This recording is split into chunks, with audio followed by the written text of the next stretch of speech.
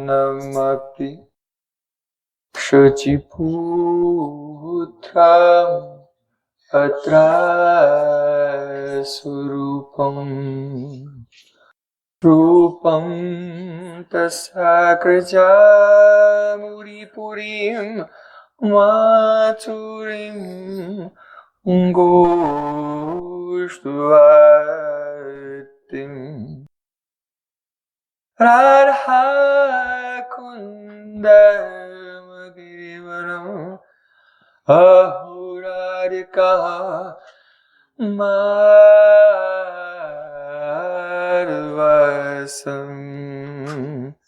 Raptu Yasya Pratita Kripaya Śrī Gurvāṣṭakam Gurave Gaurachandraya Radhikaya Tarale Krishnaya Krishna Bhaktaya Tadbhaktaya Namo Namah Anandalilamaya Vigrahaya Hemabhadvyacchavi Sundaraya Tasmai Mahaprema Rasapradaya Chaitanya Chandraya Namo Namaste Chaitanya Chandraya Namo Namaste Chaitanya Chandraya Namo Namaste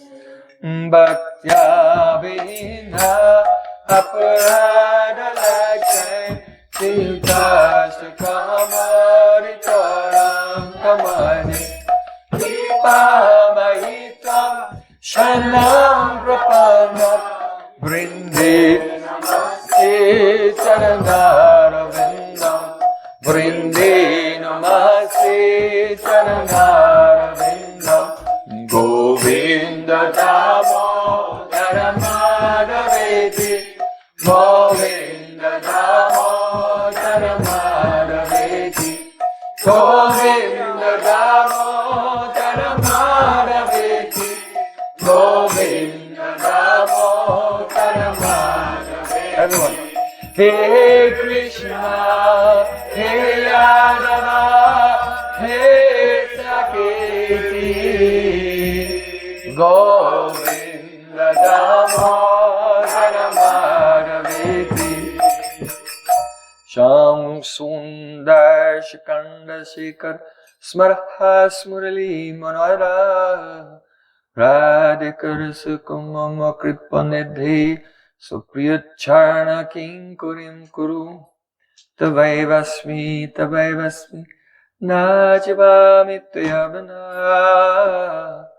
Iti Vikyayate Vitam Namam Charantikam.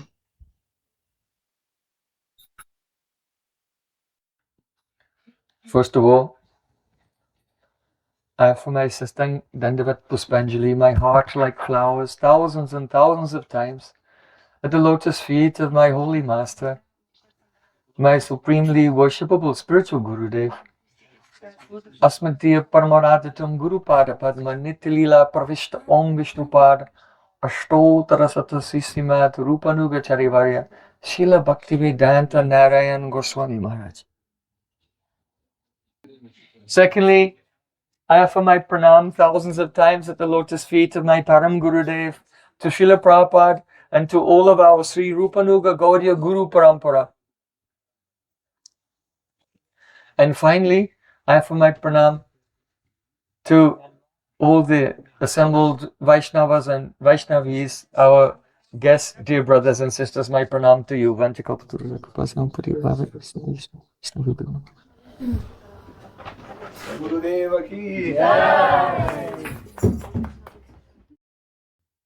You may know that tomorrow is the full moon day, but not any ordinary full moon day. It is called Guru Purnima. It is actually the appearance day, the birthday of Sri Krishna Dvaipayan Veda Vyasadeva, who has compiled all the Vedas.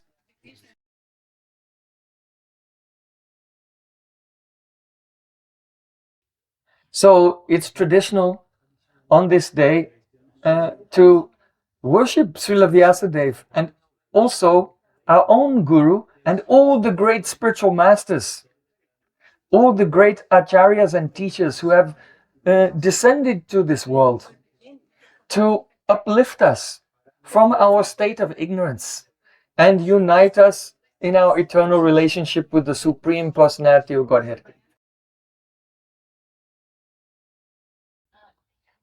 So, if there's a big festival, then you can begin celebrating on the day before. That is called the Adivas Titi.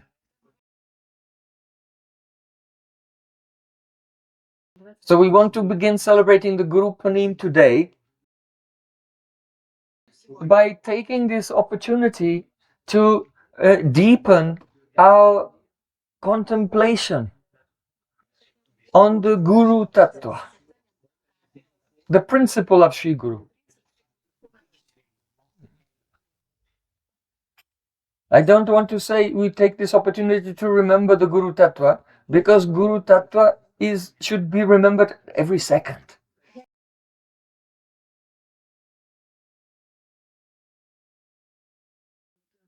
But at the time of this special titi, this special moment in the calendar, this is a time where special mercy of Srila Vyasadeva and all the acharyas is available. And we should try to, we take this chance again this year to go more deeply into our contemplation and pray that we'll have a more clear spurti or internal vision of the reality of Guru Tattva.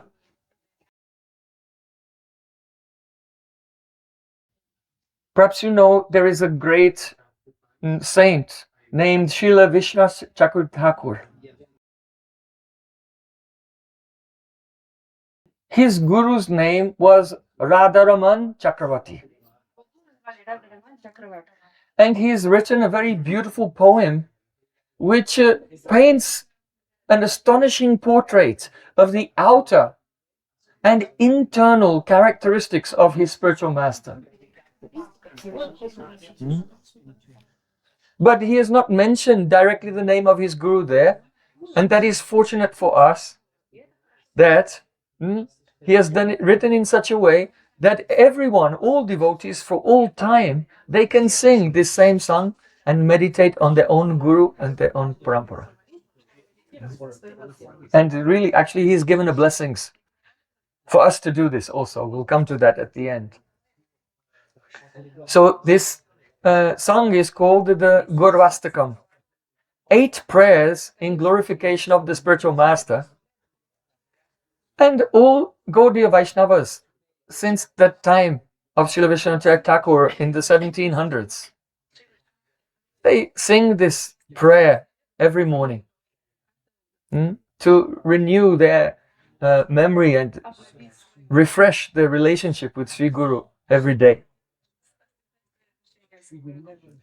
So in the first verse, there it is said, Samsara dava nalalita loka Tanmaya karunadanatanapam Pratasakaya mahagunanavasya Vande Guru Shri Charanadam Samsara dava nalalita loka. Loka means all the people of the world. Lida, they are afflicted with what? The Davanala, that is the forest fire of existence in this material world. The imagery of the forest fire is very powerful, because when there's a huge forest, if a fire breaks out, it spreads very quickly. And all the small and large creatures in the forest, everyone becomes afraid. And they're all running for their life. But eventually the fire catches up with them. They become trapped and the fire catches up with them and they perish. So in the same way, our position as a conditioned soul in illusion in this material world is exactly like some small animal or creature always running in fear from a fire that is chasing us. And in the end, it will catch us also. Huh? This is the situation. We can forget it out of our own insensitivity. That's possible. In the Vyas Bhasya commentary on the Yoga Sutras, there it is said that the yogi sees the world as a sea of pain. But only the yogi sees the world as a sea of pain. Other people think, oh, it's an amusement park. The world is my oyster. It's a place of pleasure and enjoyment. So why does the yogi see in one way but the common person in another? So he gives the example that if there's some dust in the air, if it lands on your arm, there's no effect. If it lands on your head, there's no. But if it lands in your eye, then immediately it stings and there's great inconvenience. So in the same way, the general persons who are in ignorance and filled with material desires and attachments, they are desensitized to the nature of this world. But the yogi, whose heart is soft and he's become very sensitive, then he feels the pain of his own pain and the pain of others in this world. And then when he transcends, then he'll not feel any pain anymore, but he'll still feel the compassion and the pain, the suffering of others. So he'll try to help them. Sukham vaya dibadukam sayogi paramammata. In Bhagavad Gita, Krishna said the highest yogi is that person for whom the pain of another person, he considers it to be his own. And so he lives in such a way as to try to help and uplift them. Vaishnava Thakura, aprakrita sada, nirdosha anandamoy, sadhana meruchi, jadu udashana jiveta doyadrahoy. Srila Bhaktivinoda Thakur said, O Vaishnava Thakur, great saint, aprakrita sada, you are aprakrita, a supernatural person, not part of this material world. Nirdosh, free from the worldly defects, and anandamoy, full of spiritual joy. Sadhana me ruchi, you always have a taste relishing the descent of the nectarian holy name, which is the Swarup of Radha and Krishna themselves. Sadhana maruchi, jad udasina, and you are indifferent to the inert material energy. Indifferent. No attraction, no aversion. Both. Udasin. Jiveta doyadra. But you are not indifferent to the sufferings of others, but rather doyadra. Your heart is always melting with compassion for the souls in this world. This is the nature of a pure Vaishnava. So samsara dhavanalali daloka. If we become a little alert and awake, then we realize the existential suffering of life. That everything ends in disappointment, defeat, and tragedy. Whatever we are investing in, it will be lost, except for our spiritual relationship with the Supreme Lord. Neha Vikramanashusti Pratyavayana Vidyate Sopamapyasya Dharmasya Trayate Mayatobayat. Sri Krishna said in Bhagavad Gita that for those who are on this path, there is no loss and no diminution. Every step that we make, every service that we perform to Krishna lifts up, and we will not slip back. We'll progress until we attain the ultimate goal. But in material activities, it is 100% loss and 0 profit. Whereas in the spiritual path, it is 100% profit and 0 loss. So an intelligent person should try to invest their time and energy in the path of bhakti, developing the pure spiritual love for the Supreme Lord, because that's the only permanent reality that will stay with us.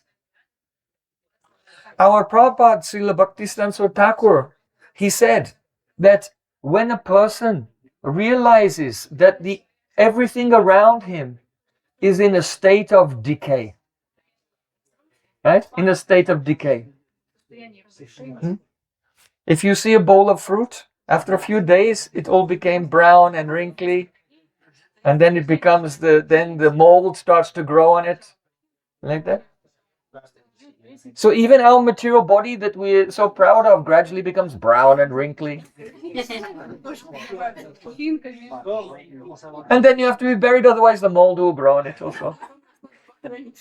Huh? So it is not only our bodies or the fruit or anything, but everything in the world. There's nothing which is not in this state of decay. There's nothing which is not in this state of decomposition. And therefore, there's no shelter anywhere. There's no foothold. There's nothing that we can hold on to that will not just disappear into oblivion.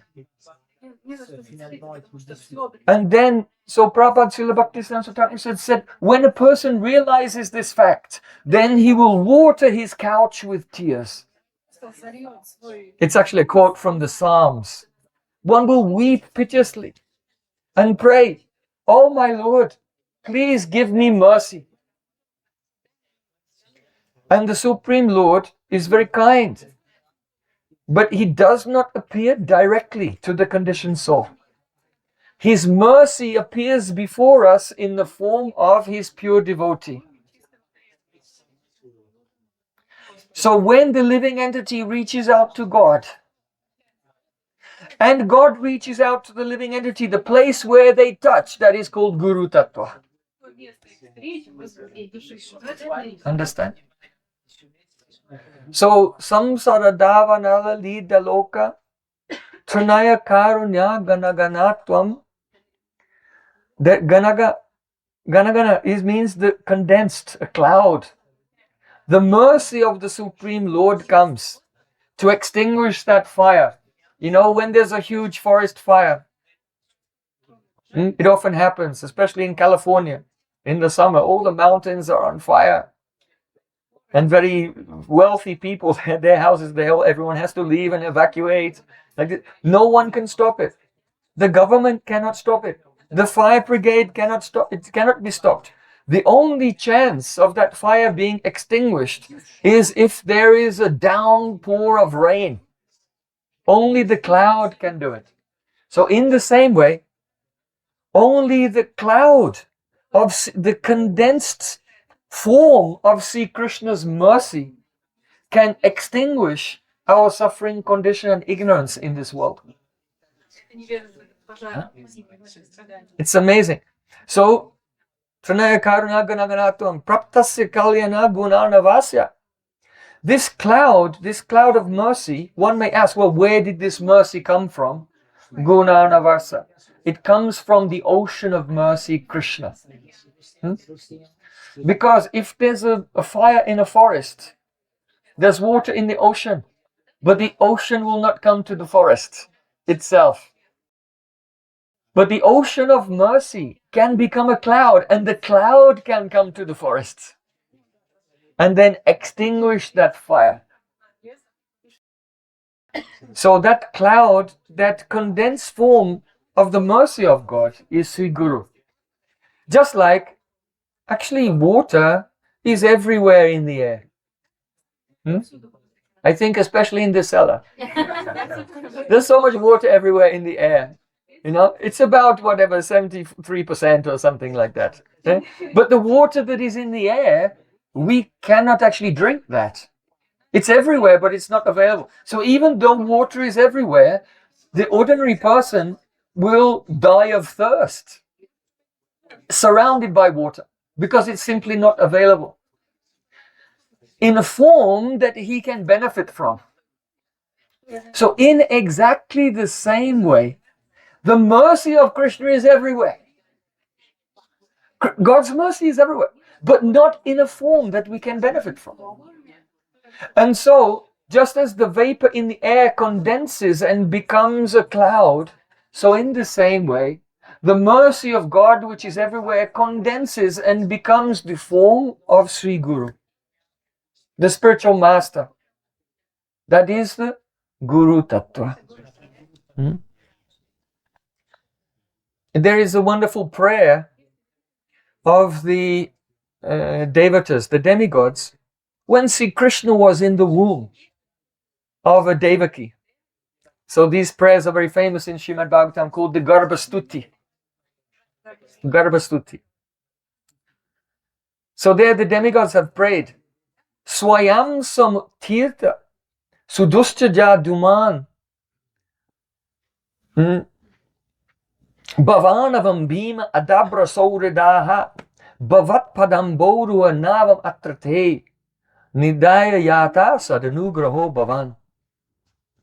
The demigods are praying, Oh my Lord, you are like the sun. Duman means you are like the sun. So here we have day and night. Sometimes it's light, sometimes it's dark. But is there day and night on the sun? No. Because the sun is self-effulgent, it's always light. So in the same way, for Krishna, there's no Maya. For Krishna, there's no suffering, there's no illusion. See, Krishna, he knows theoretically that there's such a thing as suffering and illusion, but he never experienced it himself. Srila Jiva Goswami Pad says, he has dukkha gyan, he has the knowledge that there's such a thing as suffering, but he doesn't have dukkha anubhav, the realization of what it's like to suffer. And so, see, Krishna exists eternally like the sun. And his effulgence, that is Tadrupa Vaibhava, that's his associates. Always playing in their eternal joy of pastimes without any experience of suffering at all.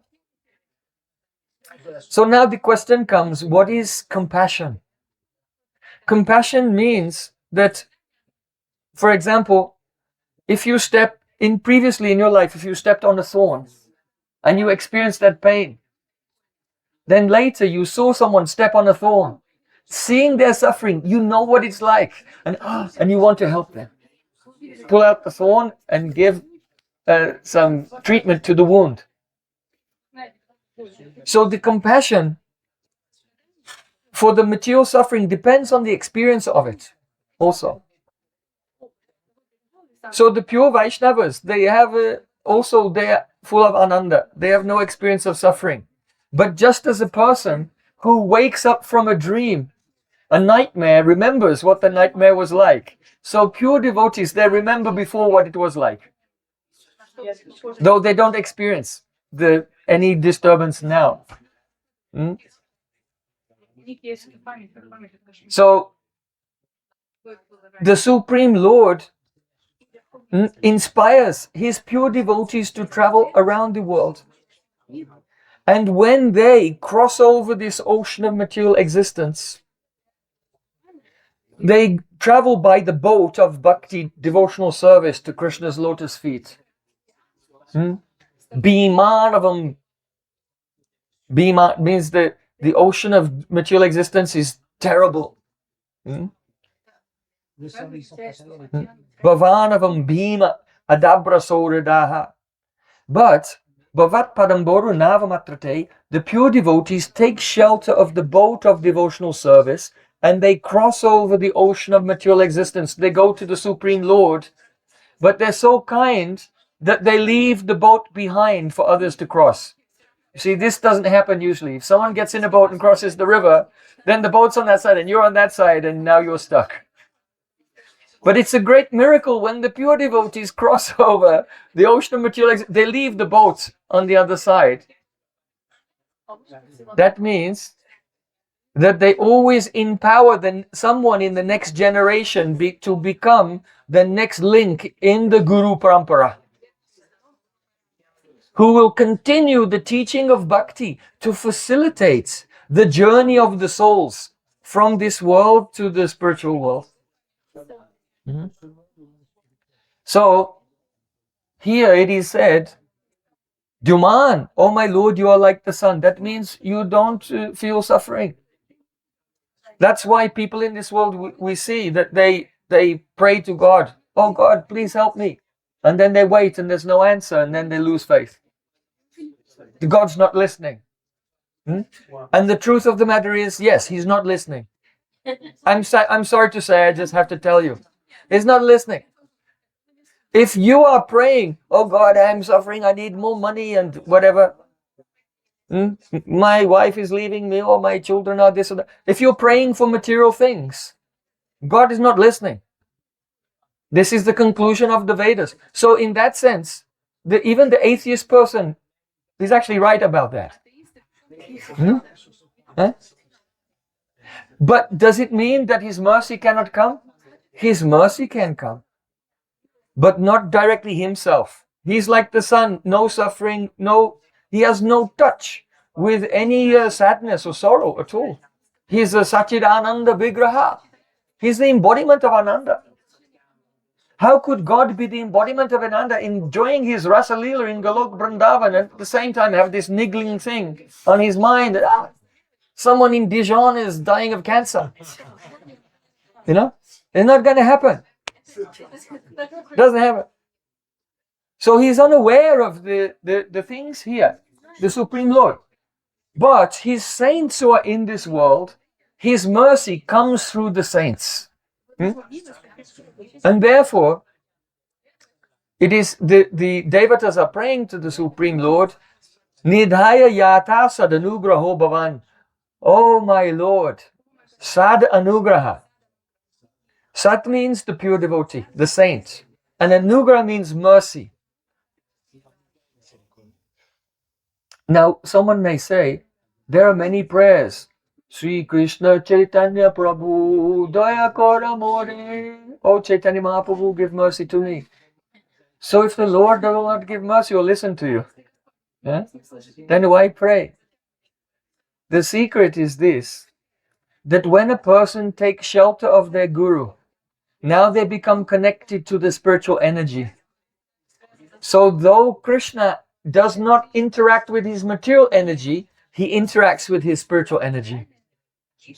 So when we surrender to our Guru and become connected to the spiritual energy, then when we pray with a pure motivation, then Krishna, he can directly give mercy and interact, because Krishna, situated in his Swarup, only interacts with his Swarup Shakti, with his own spiritual energy.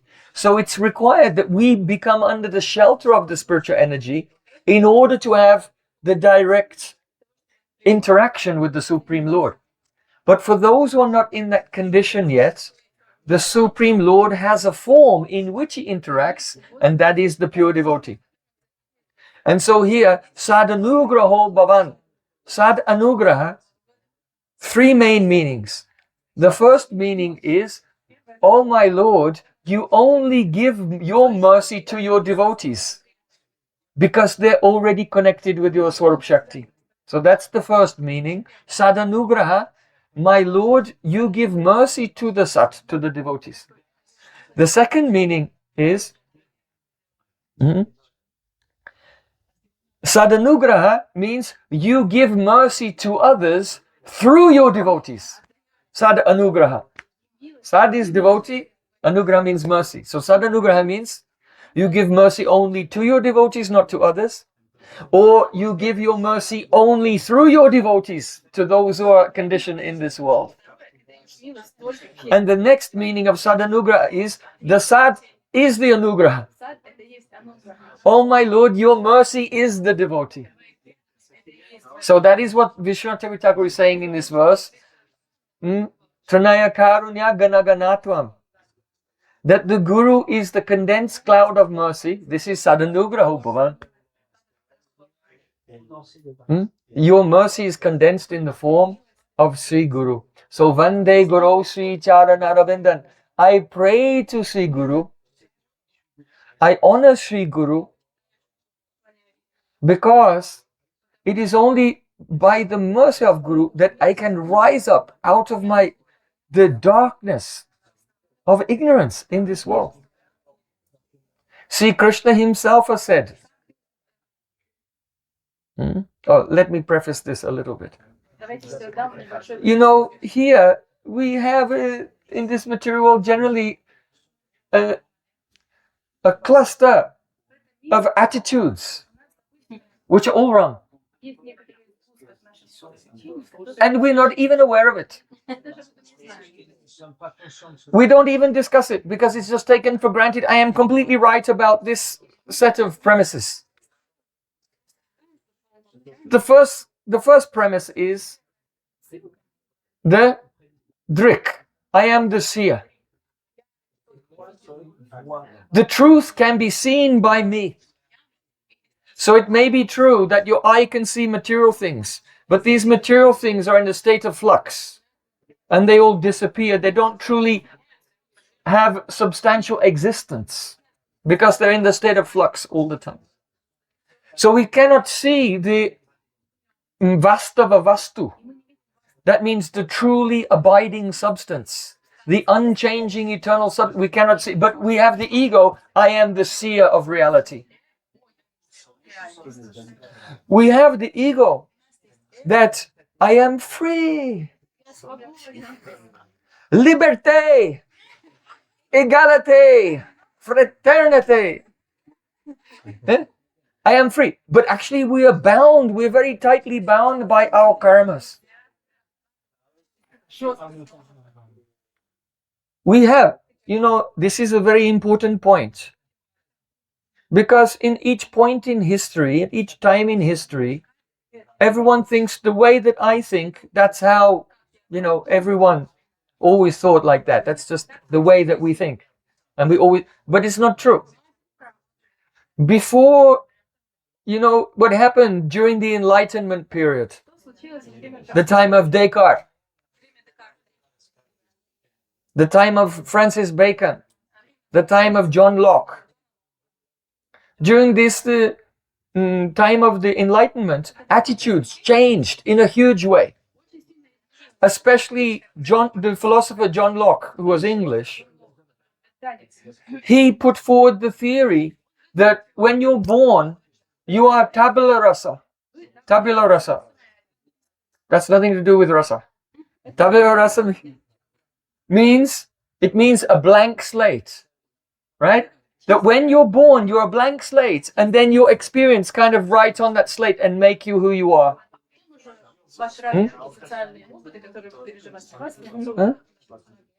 Many people believe this. A person is born and they can be whatever they want to be. You're a blank slate. But before the Enlightenment, no one believed that. Before the Enlightenment, everyone thought, I'm born in sin. From the moment I'm born, I'm corrupt. Is it true?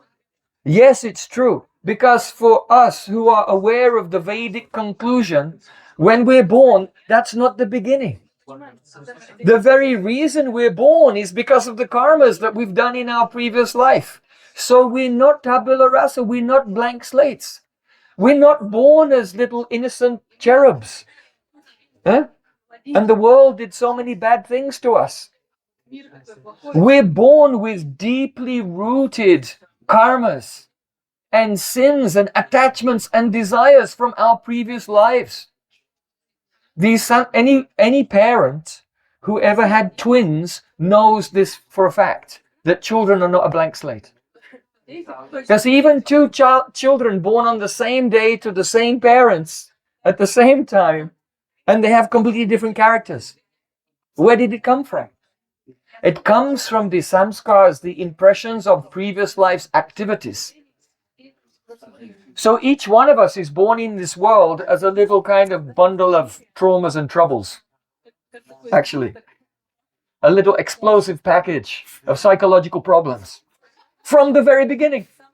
Yeah, from the beginning. And of course, things after that can attribute and make it better or worse, relatively speaking. But the idea came from the Enlightenment. I am innocent. I am not to be blamed for anything. Let me blame everyone else. Let me blame God even. Maybe just get rid of God. Like this. So the Enlightenment was actually like the beginning of a dark age, actually. I think it was the other way around. So we have these deeply rooted attitudes. I am the seer.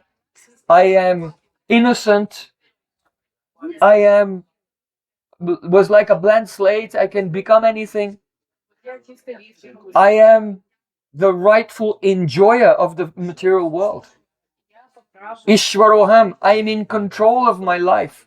Ishwaroham, aham bhogi siddhoham balavat Krishna said in Bhagavad Gita. The mentality actually of a demon. I am in control. I am the enjoyer. There's no fault in me. It's the fault with everything else. And I am powerful and perfect. So all of these attitudes are there. How will we overcome them? So Sri Krishna has described in Srimad Bhagavatam, Tato dusanga utsridya satsu sajjeta buddhiman santa evasya chindanti manovya sangam uktibihi. The meaning is, one should give up materialistic association. And an intelligent person will try as far as possible to keep the company of saints, of spiritually advanced souls. Why? Because Santa evasya chindanti manovya sangam uktibi. When we associate with saints, they are like fire. And they will speak such cutting words. Chindanti means they will cut. Manovya sangha. Our deeply psychologically rooted concepts about ourselves, who we are, where we are, and what our prospect is. The worldly desires, which are so deeply rooted, it's impossible for us to overcome them by our own efforts. And by their sharp words and good advice, association, and engagement in bhakti, they will remove all these things from the heart. So that the heart becomes now actually pure and actually joyful. And situated, understanding that I cannot see the truth can see me. And when Krishna's glance falls on me, his glance of mercy, then only by his grace am I able to see Krishna. I am not the enjoyer, but rather, and I am not free, I am not independent. But it's the very dharma, it's the very nature of my soul to be subordinate and always in the shelter. Krishna is ashray, the shelter, and I am the ashrit, the sheltered. So when I am situated in the consciousness of being the sheltered person, then I can partake automatically of the joy of the supremely joyful being. So yes, the soul is an enjoyer in one sense. The soul is an enjoyer, but not the independent enjoyer. Not the independent enjoyer. So only a pure saint will speak in such a way to cut our false illusory independence, which is, we think, is the source of happiness, but is the source of our suffering. And inspire us to be asrit, actually sheltered in Krishna, which we fear, which we are afraid of and we don't want to do. But actually there lies the ocean of bliss, the Bhakti Rasamrita Sindhu, the endless ocean of the nectar of devotion is there. So that is the mercy of Sri Guru. So at the end of the first verse, Srila Vishwanath Thakur is saying, Vande Guru Sri Charanaravinda. Probably not finished all 8 verses today. But let's go a little bit further.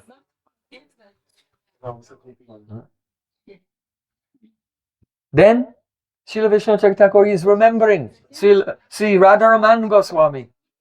Sorry, Radharaman Chakravarti. He's remembering his guru. But all of you, just you remember your own Guru Tattva. Mahaprabhu Kirtana Nritya Gita Bharitra Bhajya Manasura Sena Rovanchakam Pahasutarana Bhajo Vande Guru Shri Charanaravinda Vande Guru Shri Charanaravinda Vande Guru Shri Charanaravinda. So beautiful. Mahaprabhu Kirtana Nritya Gita. Now he is remembering the life and characteristics that are visible to the disciple even from the beginning. Mahaprabhu Kirtan. Kirtan means praising, glorifying. What does Sri Guru do with his life? Krishna Varnam Trisha Krishnam Sangupangasta Parshadam Yagyai Sankirtana Prayer Yajantihi Sumedasa. Those who are Sumedasa, they have pure intelligence. They engage in the sacrifice, the worship of the Supreme Lord in the golden form of Gauranga. In the midst of his associates performing Harinam Sankirtan. This is quite amazing. Krishna Varnam. Krishna means blackish. But not black like you think of black in this world. Radharani equals Krishna, Krishna Chandra. Krishna means black, Chandra means moon. Have you seen a black moon? No, you cannot even imagine it. Right? But Krishna is like that. Somehow dark and at the same time light at the same time. It is something aprakrita. Supernatural and achincha, inconceivable. Only when we chant the holy name, Hare Krishna, Krishna Krishna, Hare Hare, Hare Ram, Ram Ram, Hare. First, the form, that is the Shabda Archa, the sound deity will appear in the heart from Nam Abbas. Shabdarcha, the sound deity. And after that, when the form is fully awakened, then the gun, the qualities of Krishna will begin to appear, including his color, his complexion. That time we can understand the meaning of Krishna Chandra, the black moon. That black moon, inconceivably beautiful, dark and light at the same time. Krishna Vanam Trisha Krishnam is now covered with the golden complexion of Radharani's praying. And has appeared in the form of Gauranga Mahaprabhu. Srila Rupa Goswami Pad, he has said, Aparam kasyapi pranaya jane brinda syakutuki rasastomam hritva maduram upabhaktam kamapiya rucham swam avavre jutir Iya tadiyam prakatayan sadevas chaitanya kriti. The kripayatu, naha kripayatu, sadevas chaitanya kriti, atitaram na kripayatu. He said, may Deva is God. That Deva, that playful Krishna, Chaitanya kriti, has taken the form of Chaitanya Mahaprabhu. Atitaram na kripayatu. May he bestow upon us his excessive mercy. What is the nature of this form of Mahaprabhu? Aparam kasyapi pranaya brindasya kutuki. That Krishna of Golok Vrindavan, he has many beautiful gopis. How many? Unlimited. And they're all absorbed in pranay. That means very confidential, intimate love for him. But out of all of those unlimited gopis who love him so much, there's one who has a special love, which is incomparable, superior to all the others. And Krishna, apara kasyapi pranaya jani brindasya kutuki. Krishna became kutuki. Eta chintarahi Krishna parama kutuki. Bheda-abheda-tattva Prem Prayojan.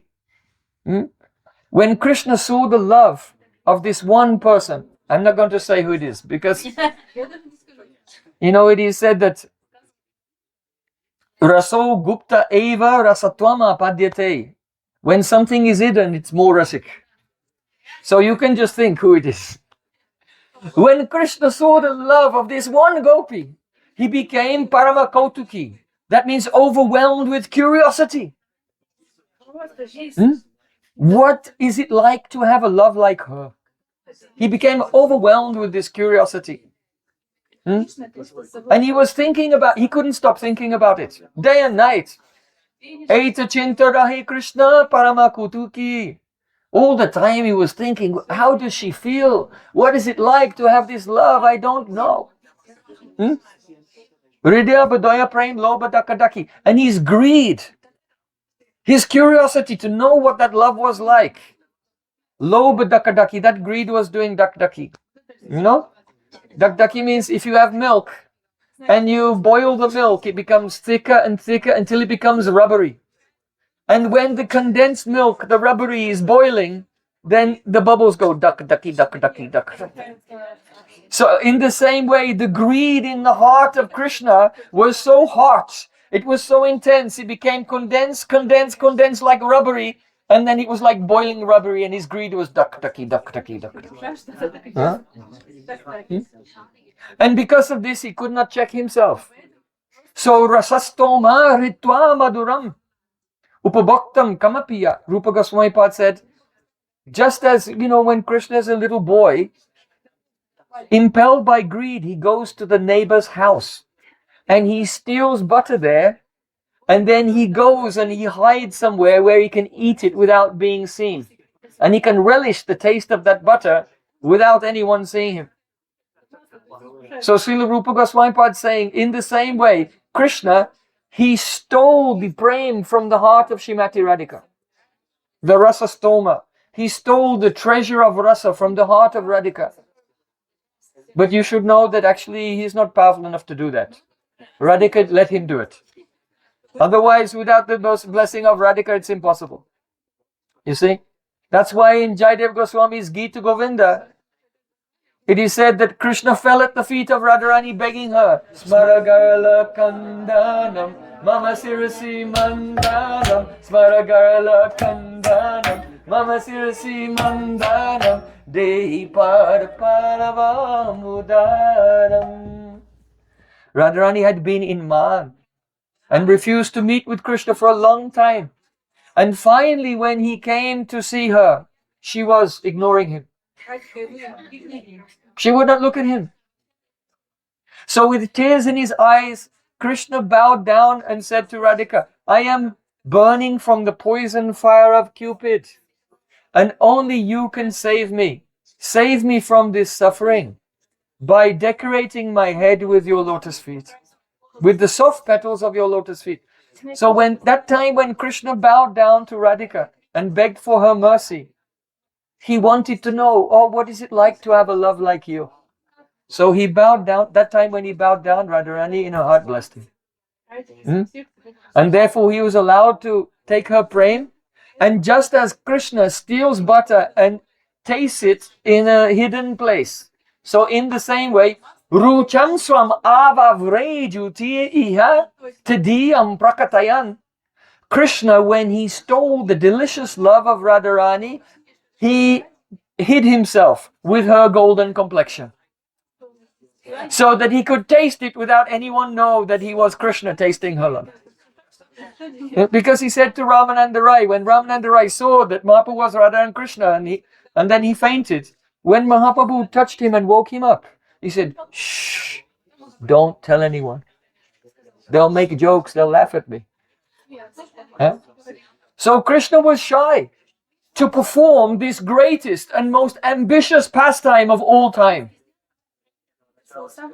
You know, Krishna has so many pastimes. In the form of Mahavishnu, he manifests millions of universes from the pore of his skin. In the form of Varahadev, he lifts up the earth from the Garbhadak ocean. In the form of Nrsingadev, he conquers the king of the demons, Hiranyakashipu. But none of these pastimes are as ambitious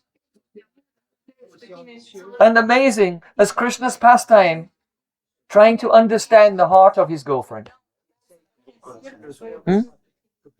Krishna trying to understand the heart of Radhika. This is the most amazing and ambitious pastime that the Supreme Lord can ever do. And he does that after stealing the rasa, the prema rasa. He hides himself and tastes it in a hidden place in the form of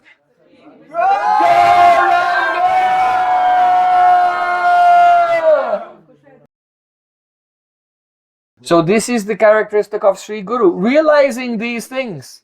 Mahaprabhu Kirtana Nritya Gita. Sri Guru is becoming maddened.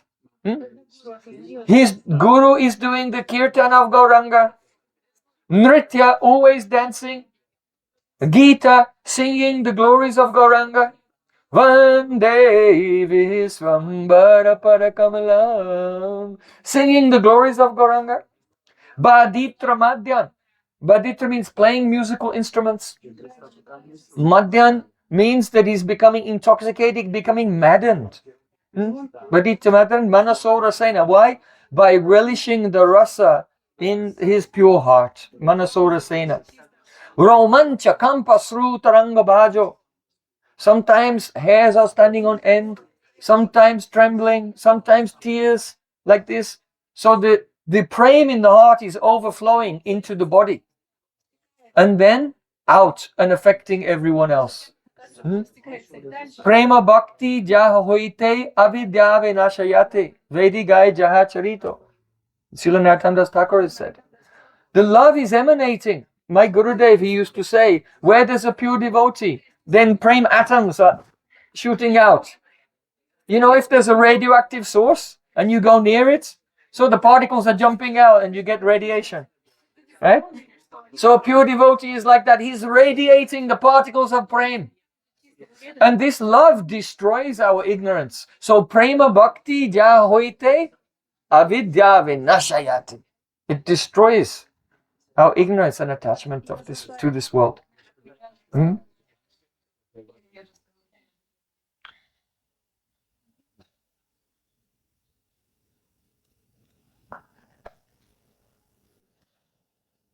Now Krishna is experiencing the prem of Radhika. What is that like? What is it like? One day Lord Shiva said to Parvati, Loka tita majanda koti gamapi traikalikam yatsukam dukam cheti pritagya disputam ubetat gatstata kutatam naiva basa tulam shive tadapi tatkuta dvayam radhika premudyat sukaduka sindhu bhavayo bindeta bindo api. Lord Shiva said to Parvati, oh, if you could collect together in one pile all of the happiness of all of the souls in all of the unlimited universes, in the past, the present, and the future, in one place, and make a pile of that happiness.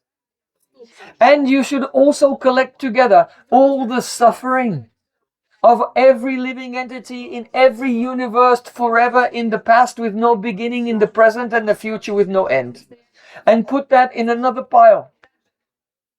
Then these two piles, these mountains of happiness and distress, would not equal even one drop of the simultaneous happiness and distress that Radhika feels in her prem.